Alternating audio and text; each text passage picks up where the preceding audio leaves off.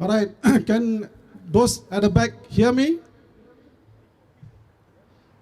Hello, friends and fellow countrymen. Thank you for coming. Election season is here again. While we have progressed much in 54 years, one area that clearly we have not is the political landscape. Opposition still have to deal with a heavily pro-PAP press. Joining the opposition can be a career suicide. There is gerrymandering happening all the time. Now we are still waiting for them to tell us where are the boundaries. Whereas for PAP, they have a friendly 1 billion budgeted PA at their service. RCs are everywhere as PAP grassroots. They have a huge parliamentary majority, giving them almost absolute power to do anything they want. And they have been doing, don't forget.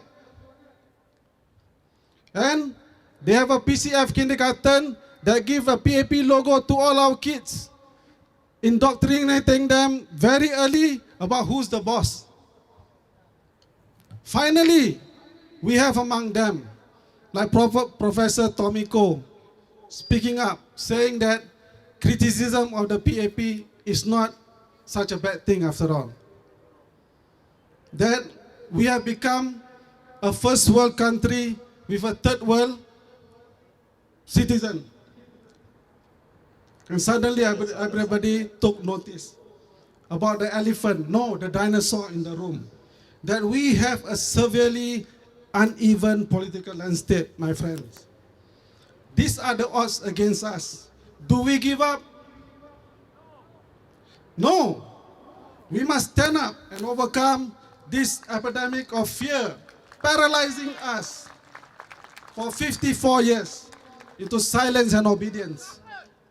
Friends, you and I have a moral duty to put aside all our differences, be it race, religion, profession, persuasion, whatever. We are Singaporean first and foremost. We must unite and not let them divide us. And our only hope has become the ballot in our hands for change. PAP wants 10 million population in this tiny island. Do we have the space? Space is the least of our luxuries.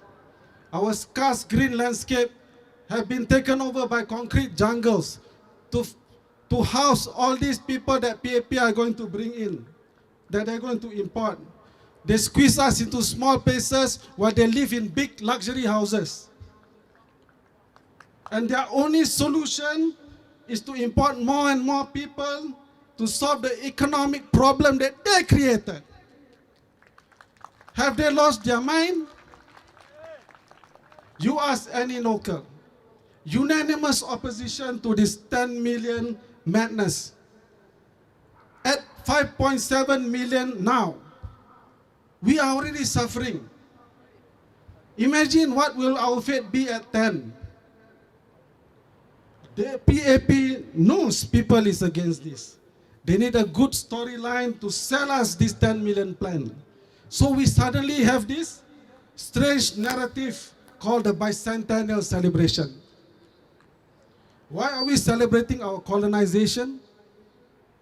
Raffles and his colonial khakis lorded over us, oppressed, divided, exploited, and made us to benefit themselves and the British crown. They never had our interest in mind. Our pioneer leaders realized this truth and saw how the British surrendered this island to the Japanese with hardly a fight, while patriots like Lieutenant Adnan and the Malay Regiment bravely fought with their lives at Bukit Chandu, defending Singapore, refusing to surrender to the Japanese invaders, choosing death on that fateful day in 1942. Do not forget, this so-called bicentennial celebration is a propaganda campaign to legitimize the old colonial ways, to justify their plans to import more and more people to rule over divide, exploit, and milk dry to satisfy their endless greed, just like their old colonial masters did before. The pattern is clear. We see foreign talents every day and everywhere. Before they accuse me of being anti-foreigner, let me make it very clear. We are not against foreign talents coming here to help us build our economy. No, we are not. But it must not be at the expense and compromise our interests as citizens for our welfare. Doing so betrays the sacrifices of our forefathers who braved seas and land, coming here when times are hard, not only now when times are good. Today we have policies driven by PAP leaders who tell us to steal other people's lunch, to cannibalize others, while they quietly flood this island with more and more foreign talent, stealing away our jobs, while they cash in on them through levies to the tune of billions annually. And instead of prioritizing we the citizens, they find excuses and choose the easy way, imitating their old colonial heroes, preferring to exploit cheap foreign labor and treating citizens no different. The truth is, there is a new colonial power in town, calling themselves the natural aristocrats. Singapore is our country. We serve NS proudly and promise to defend her with our life.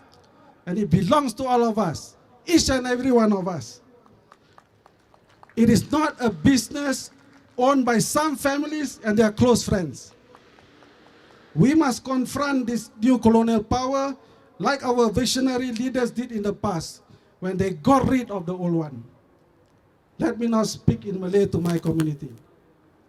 Saudara sekalian, selama 54 tahun kita sabar menanti untuk berdiri setaraf sebagai warga Singapura, tak kira bangsa dan agama.